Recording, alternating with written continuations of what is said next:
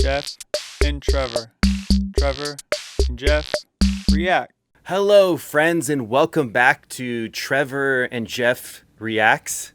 I don't know if that's what this is going to be called. We'll give it a name, but if you don't know who I am, I'm Jeff Ellis Worldwide. I'm an audio engineer and mixer, Grammy winner with over 50 billion streams to my name. And I don't know everything about audio engineering and mixing, but I do have some experience to help share some knowledge. And today we're going to be reacting to another song that was super important in my formative years, and an artist that kind of inspired me to become an audio engineer and a mixer. And when I was young, I think my brother found this album. So this is a song by Mr. Bungle. Have you heard of Mr. Bungle? I have heard of I don't know why my headphones are on. I'm not actually even listening to anything right now. You have heard of I have. Mr. Bungle? Okay, Yeah. so you also might know Mr. Bungle as Mike Patton. Okay, this is one of his projects. He had another group called Faith No More that had a big song when I was younger. I think it was called Epic. It was like, you want it all, but you can't have it. You know that song? Yep. Another powerful song. Maybe we'll react to that at some point. That'd be a good potentially. one. But yeah, so this is Trevor. He's my intrepid young mixing assistant. Okay. And we're in my home studio today, and we're going to react to another song. This song is wild, okay? One of the things that I really push is not focus, as an audio engineer, producer, whatever, don't focus so much on the paintbrush, which is kind of like the tools of what we use, like compressors and EQs, this and that, whatever. It's about the canvas. And this song paints a really brilliant, weird, immersive, strange canvas. So looking at RX really fast here, if you just like look at, this is the most untraditional looking waveform for a song. It has all these changes and volumes. The second half of the song is much quieter than the first, which is super untraditional. This song is literally at -14 LUFS, which is almost unheard of. And this song came out well before the streaming loudness standards. And now, like, I can't explain all this to you right now, but basically what LUFS is about is basically it gives your song a score of loudness. And when you upload to streaming, your song will be put at the loudness of -14 LUFS. This just happens to randomly be there. So this is a way that Spotify will have, like, some songs are really loud and some are quiet, and then they have a way that they kind of like give them a sound score for perceived loudness, kind of, and then it's designed to make it so like one song doesn't come on super loud and the one quiet, it kind of balances it together, right? Super deep concept. If you want to learn more about that, in Mixer Brain, my for-profit online course, we go super deep into the implications of streaming loudness, the current state of the loudness wars, and all of that stuff, because it goes real deep, much deeper. It's even more nuanced than ever. But anyway, this song is so untraditional, and that's great. Okay, so let's listen to this down really fast, and then we'll give some thoughts on why this kind of inspired me to become a mixer. You ready, Trevor? Oh yeah. So this song has like a kind of like a long sound effecty intro. Just to keep this video short, should we cut that? It's like 30 seconds. Let's cut it out. We'll cut it out. Ready?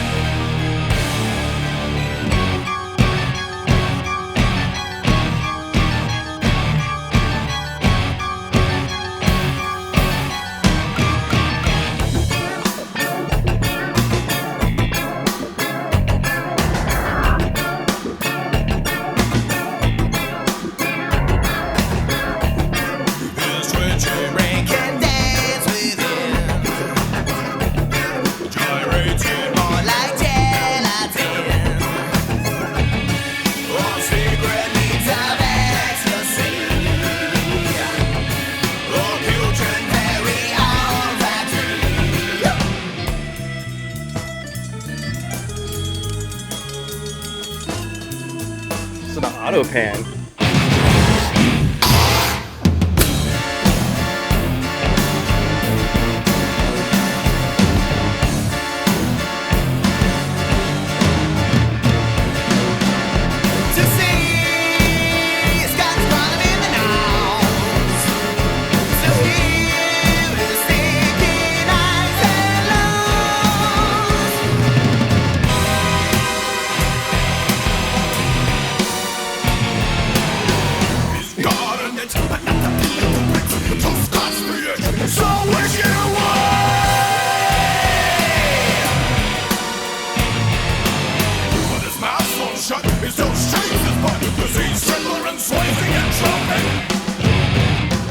Damn. Quadrants of Love. This is a master class in the Quadrants of Love.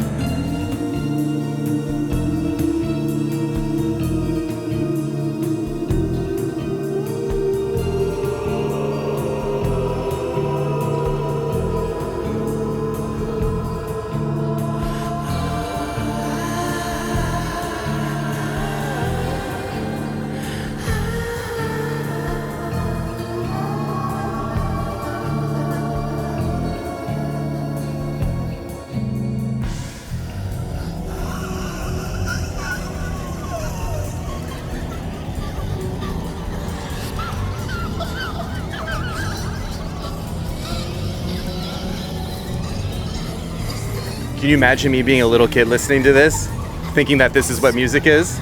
This is like one of the first albums I really listened to. Maybe that's why I'm so weird nowadays.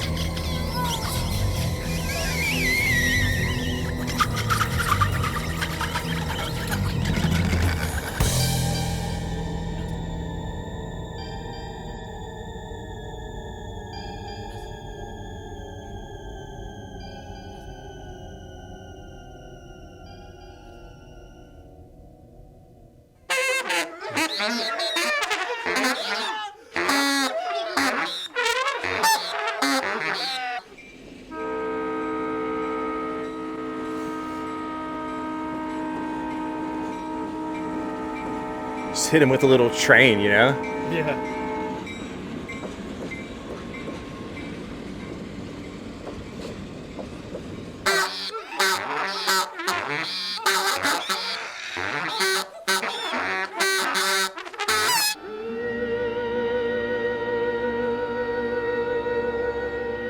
Okay, that song is an utter masterpiece. Now, I like to, insecurity is like the antithesis of art, right? So this song has no insecurity about it at all. This is a song, what is this? This song is called Quote Unquote. Quote unquote. And when you free yourself to just be who you are, and don't curtail that at all, this is when you get musical masterpieces like this. So from just an art perspective, this is like insane. It's so much fun. It's so untraditional. From an engineering standpoint, it's a marvel. There wasn't a single moment where like an ill-fated compressor sucked up a transient or dynamic anywhere. This song has little to no compression throughout. That's why it's so clear and nuanced. And the moments when Mike Patton digs into his vocal, it soars beyond the track. Every little snare drum, you can see it in the waveform, is free to push the transient out there. That's why it can move air and sound so clear.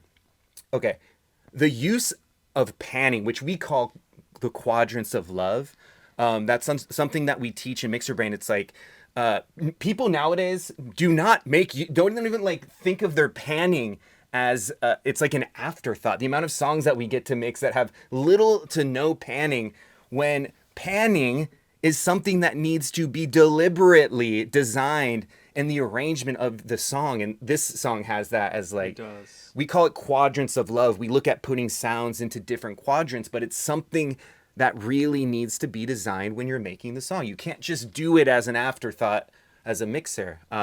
That's why you can't mix a song to sound this beautiful. In mixing, we can help and improve things. However, This song, to have something this beautiful and immersive has to be designed from the ground up with that in mind. Like this, the way that they used panning for all the different sounds, everything's so clear because nothing's really occupying the same spot. And then they're having fun with it. They're doing weird stuff. There's a moment like deep in the song where all of a sudden the vocals, which have been front and center the whole time, are now suddenly in the left and right quadrant. It just does this scene change. So Lots of scene changes. yeah, so for mixer brain students that are watching this, like this is a Quadrants of Love masterpiece. There was things in the dark regions. There was things in the quantum realm. And these are just terms that we use for different panning styles in mixer brain. But what you share your thoughts, Trevor? My thoughts are that it was so beautifully done that I wasn't even able to think of anything the entire time. Yeah, you can't. You're transported into the day. You were in the daydream. I was in the daydream. Yeah, I was there. My piece of advice last reaction video, I said don't do drugs, and I think I'm still right because you don't need them. You don't need them. You don't need them for. You can just listen to this song. Just listen to this song. Yeah, so my brother Matt, if you're watching this, I don't know how he found Mr. Bungle. This is like one of the first CDs I ever really had and listened to. I remember just being in like awestruck, and still to this day, like I don't even know how they pulled this song off. Like I have no words for this song. I'm flabbergasted. This is like, this came out 20 years before Mixer Brain. Maybe some of these ancient principles they just did back in the day because they were existing from a place of art, okay? And they did master their craft, but they didn't you could see like if you sent this song in this form to some mixer nowadays, they put on all these like death spiral, like plug-in chains. They'd have all their like multi-band compressors, sucking up all the nuance and emotion, and it would just become a disaster. Mm-hmm. They would be like, oh, we can't have the vocals coming out of the left and right like that's all of a sudden when it was mono the rest of the time, and like it can't be at -14. It can't be this quiet to preserve all the transients. I bet you this sounds so loud on Spotify with the normalization. Right, because it's -14, but it like comes out with like a huge... Yeah, so these bits are going to sound super loud. This bit right here is like improving the loudness score. A lot. So if you... Maybe after this, I'm going to go listen on Spotify to compare some other songs. This song, which is traditionally... would be considered the integrated loudness score, is extremely quiet. Won't matter on streaming because it's going to adjust for that. And then these loud bits, this is going to sound like there's a whole other dimension. Yeah. Just like listen to this compared to New Music Friday right now with like how this modern approach to mixing's become. And you're just going to be like, what happened? What happened to our art? That's what I felt like a lot of the time the last couple years. And some of the things I've been encountering, it's just like, what happened to our art? What can I do to return us back to this place somewhat? There's actually a lot of cool things that we do nowadays that's amazing, but there's a lot of cool stuff that was done back then that is also amazing. So if there's a way to learn from the lessons of the past and apply it to modern music, we'll be able to take what's great about today's music. There's so much beautiful creativity in today's music, but there's so much like engineer bro religion that's just squashing it, and not even necessarily squashing, because sometimes squashing sounds cool too. Sometimes clipping things super cool and like distorting everything and making it. It's not about. There's nuance to this, right? But it's all comes back to focusing on the canvas, connecting with art and emotion, and that's how you get something amazing like this. Any final thoughts? I am still just speechless. Yeah, go listen to the rest of the album. I don't even know. I know I've listened to it before, but yeah, it was a long time ago. Yeah, I think it said this came out in 1991. 1991. How were they pulling this off? I don't know. They probably weren't following my advice. Trevor, will you put on the screen when you edit this the name of the album too, so people can check it out? Yeah. Okay, cool. All right, so that was Trevor and Jeff Reacts working title. We'll have to come out with like a real like new slogan for what this is. But yeah, so I love this art of audio engineering and record mixing. But what I love more than the art itself is the final product, the music, right? When it's done like this transcends everything. Mike Patton, I love you. And whoever else worked on this album, who the engineers or producers, I don't know. I love you too. Trevor loves. Yep. Yep. I love them. And well done, people of the past. They're still alive. Mike Patton is still alive.